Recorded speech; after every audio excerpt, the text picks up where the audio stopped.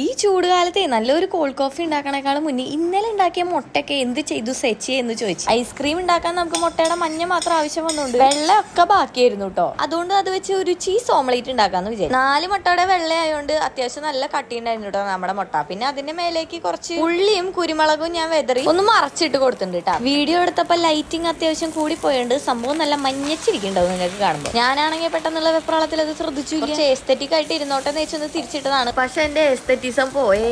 പിന്നെ ഒരു കഷ്ണം ചീസും കുറച്ച് കൊറിയാൻഡർ ലീഫും വെച്ച് ഒന്ന് ഡെക്കറേറ്റ് ചെയ്ത് കൊടുത്തിട്ടുണ്ട്. ശരിക്കും ഒറേഗാനോ പൗഡർ ഒക്കെ ഇടേണ്ടതാണ്, ഞാൻ അത് തപ്പിയിട്ട് കാണാത്തോണ്ട്. ഉള്ളതുകൊണ്ട് വേണം പോലെ അങ്ങ് ഇത് വെച്ച് കഴിച്ചേന്ന്. രാവിലെ തന്നെ ഞാൻ ഇന്നലെ ഉണ്ടാക്കിയ ഐസ്ക്രീം പോയി എടുത്ത് നോക്കിയപ്പോ നല്ലോണം ഫ്രീസ് ആയിട്ടുണ്ട് കേട്ടോ. അപ്പോഴാണ് ഞാൻ വിചാരിച്ചത് ഇതുകൊണ്ട് ഒരു കോൾഡ് കോഫി എന്തുകൊണ്ട് ഉണ്ടാക്കി കൂടാ. എന്റെ അമ്മ ഭയങ്കര കോഫി ഫാൻ ആയതുകൊണ്ട് അത് തന്നെ അങ്ങോട്ട് ഉണ്ടാക്കാന്ന്. ഒരു ടേബിൾ സ്പൂൺ കോഫിയിലേക്ക് നല്ല ചൂട് വെള്ളം കൂടെ ഒഴിച്ചു കൊടുക്കുക. ഇനി ഒരു ടേബിൾ സ്പൂൺ പഞ്ചസാര ഇട്ടതിന് ശേഷം നന്നായി അടിച്ചെടുക്കുക. നന്നായി പതഞ്ഞു വന്ന നമ്മുടെ ഐസ്ക്രീം 2 സ്കൂപ്പ് അങ്ങോട്ട് അതിലോട്ട് ഇട്ടതിന് ശേഷം നമ്മുടെ കോഫി അതിലോട്ട് അങ്ങോട്ട് മേലേക്കോട് അങ്ങോട്ട് ഒഴിച്ചു കൊടുക്കും. കോഫിയും ഐസ്ക്രീമും രണ്ടും കൂടി അലിഞ്ഞു കഴിഞ്ഞാണ്ടല്ലോ അടിപൊളി ടേസ്റ്റ് ആണ്. ഇത് ടേസ്റ്റ് ചെയ്യാൻ ഏറ്റവും കൂടുതൽ പ്രാപ്ത എന്റെ അമ്മയായോണ്ട് അമ്മയ്ക്ക് എന്നെ കൊടുത്തു കേട്ടോ. കണ്ടില്ലേ മനസ്സ് നിറഞ്ഞുള്ള ചിരി. ഇതെന്റെ മേമ കഴിഞ്ഞ ക്രിസ്മസിന് തന്ന ഗിഫ്റ്റ് കേട്ടോ. ഇത് ക്യൂട്ട് കപ്പല്ലേ. ഞാൻ ട്രൈ ചെയ്ത് നോക്കി, എനിക്കും ഭയങ്കരമായിട്ട് ഇഷ്ടപ്പെട്ടു. ഈ ചൂടത്തൊക്കെ ഇതൊക്കെ കഴിക്കുമ്പോഴല്ലോ വല്ലാത്ത ജാതി സമാധാനം കേട്ടോ. അപ്പൊ നിങ്ങളും ട്രൈ ചെയ്ത് നോക്കാൻ മറക്കണ്ട. അടുത്ത വീഡിയോയിൽ കാണുന്നവരെ ബൈ.